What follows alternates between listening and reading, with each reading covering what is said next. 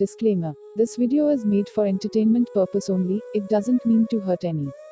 And don't take it seriously.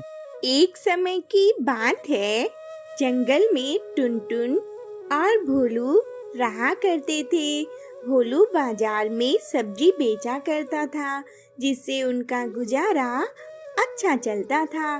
भोलू के पास एक खेत था, जिसमें वह सब्जियां उगाया करता था। उसी खेत में एक बैंगन का पेड़ था, जिसमें कई सारे बैंगन लगा करते थे। इसलिए भोलू कभी भी उस पेड़ को नहीं उखाड़ता था। भोलू की दुकान के पास ही कालू कौवा भी सब्जी बेचा करता था, लेकिन वह बहुत ही लालची था। इसलिए वह सब्जियां महंगी बेचा करता था और उसकी सब्जियां ताजी भी नहीं रहती थी। इसलिए उससे कोई भी सब्जी नहीं खरीदता था, जिससे कालू कौवे को बहुत ही गुस्सा आता था। एक दिन कालू ने भोलू की दुकान पर लगी भीड़ को देखकर कहा, भगवान, मेरी सब्जी में कौन सा कीड़े पड़े हैं? जंगल का कोई भी पक्षी मेरी सब्जियों को नहीं खरीदता है। जब तक यह भोलू रहेगा, तब तक मेरी सब्जियां कोई नहीं खरीदेगा।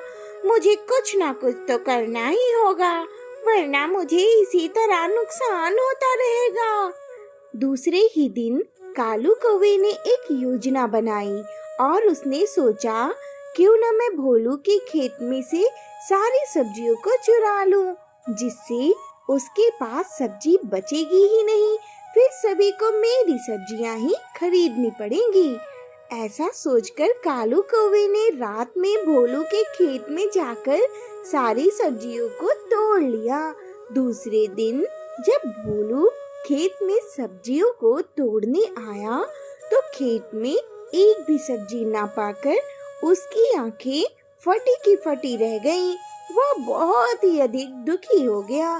तभी उसकी नजर बैंगन के पेड़ पर पड़ी, जिसमें कई सारे बैंगन लगे थे। भोलू ने मन ही मन में कहा, हे भगवान, मेरी सारी सब्जियां चोरी हो गई, लेकिन यह बैंगन चोरी नहीं हुए। मुझे लगता है कि मुझे यह बैंगन ही बेचने होंगे। इसके बाद भोलू बैंगन तोड़ने के लिए गया। तभी बैंगन के पेड़ ने कहा, भोलू, मैं एक जादुई बैंगन का पेड़ हूँ। भोलू इधर उधर देखने लगा कि आवाज कहाँ आ रही है। भोलू, मैं बैंगन का पेड़ बोल रहा हूँ।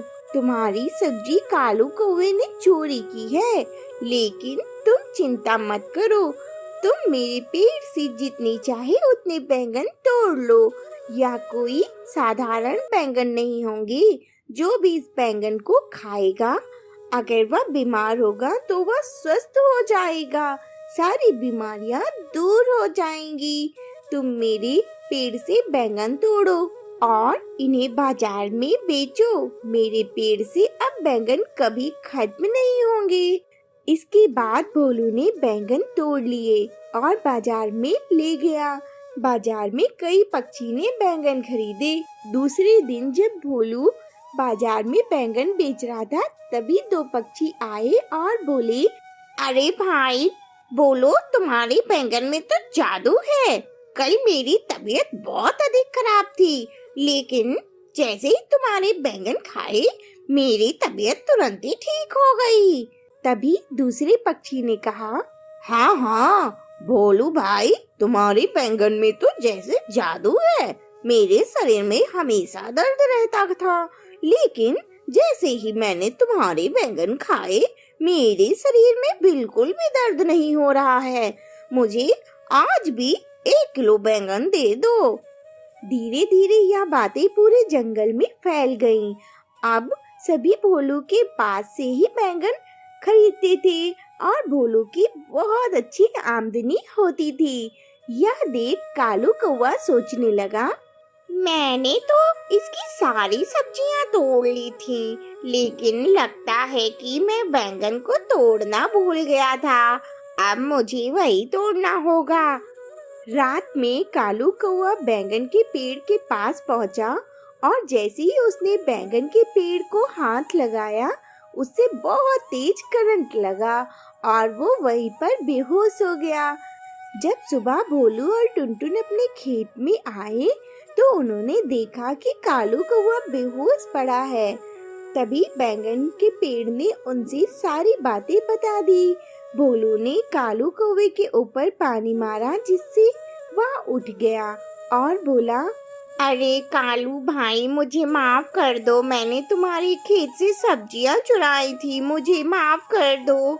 और कालू वहां से चला गया। बैंगन के पेड़ ने कहा, भोलू, तुम जितना चाहो उतना मेरे पेड़ से बैंगन तोड़ सकते हो, इसमें कभी भी बैंगन खत्म नहीं होगा। बस याद रहे कि तुम हमेशा भलाई करते रहना।